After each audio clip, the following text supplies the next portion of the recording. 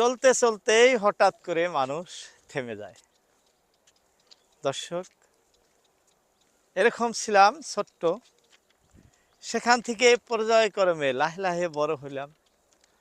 তারপরে লেখাপড়া করলাম, ঘর সংসার করলাম, কর্মজীবন শেষ। এখন কিন্তু অবসরের পালা। তাই আপনাদের বলতে চাচ্ছি, বলার উদ্দেশ্য একটাই, যে এই জীবনে কত কিছু পাইলাম আর কত কিছু হারাইলাম। এখন যে ট্রেন লাইনটি দিয়ে আমরা চলছি, ঠিক সিজা এমনই পরিস্থিতি হয়ে যায় শেষের দিনে।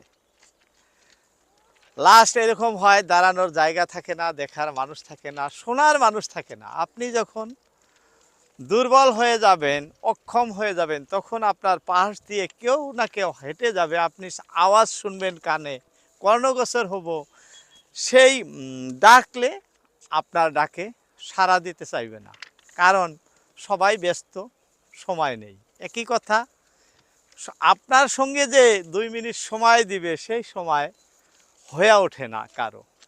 কারণ এই যে পৃথিবী, এই পৃথিবীটা কিন্তু স্বার্থপর একটি জায়গা। প্রথমে অনুভব করতে পারি নাই, এখন কিন্তু পুরাপুরি অনুভবে আছে। তাই সময় থাকতে সময়ের অপচয় করবেন না, ভালো কাজে লিপ্ত থাকবেন, খারাপ কাজে জড়িয়ে পড়বেন না। সব সময়, অর্থাৎ সদা সব সময় সৎ সঙ্গ ধরে থাকবেন। প্রজন্মর ভাইয়েরা যারা আছেন, ভিডিওটি দেখতেছেন, আপনারা ঠিক মনে রাখবেন, এমনও সময়, এই সময় সবার জন্যই প্রযোজ্য, একদিন অবশ্যই আসব।